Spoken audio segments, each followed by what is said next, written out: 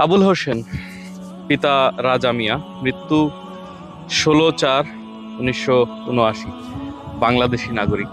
বাংলাদেশি কোনো এক প্রবাসী ভাই, কারো বাবা, কারো দাদা।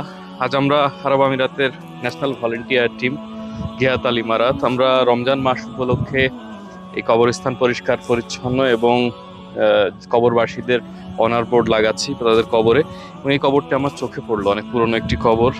কোনো এক প্রবাসী ভাই হবেন যিনি ভাগ্য বদলের আশায় বা পরিবারের সচ্ছলতা ফেরাতে এই প্রবাসে এসেছিলেন।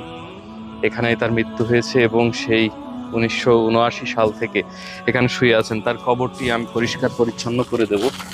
অন্তত একজন বাংলাদেশি হিসেবে এতটুকু আমার মধ্যে মনে হয়েছে যে অন্যান্যদের মতো একজন বাংলাদেশি হিসেবে আমার দায়িত্ব তার কবরটির প্রতি সম্মান জানানো, শ্রদ্ধা জানানো।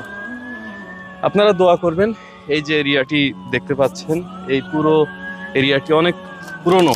এই দেশ, এই রাষ্ট্র গঠনের পর, সেই 1971 সালের পরই এই কবরস্থানটি প্রতিষ্ঠিত এবং এই কবরস্থানে প্রায় 4 থেকে 5টি সেকশন আছে, যে সেকশনে প্রায় 5.5 থেকে 7 হাজার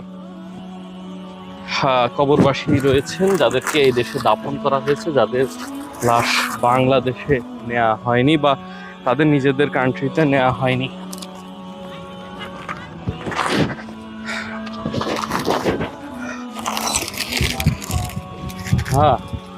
এটি একটি পাকিস্তানি ভাইয়ের কবর, একটি বাংলাদেশি আবুল হাশেমের, দুটি পাশাপাশি দেখতে পাচ্ছেন। অনেক পুরনো, 1988-1979 সালের দিকে এগুলা দাফন করা হয়েছে এখানে।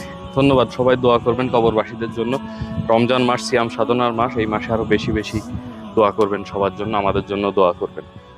আসসালামু আলাইকুম।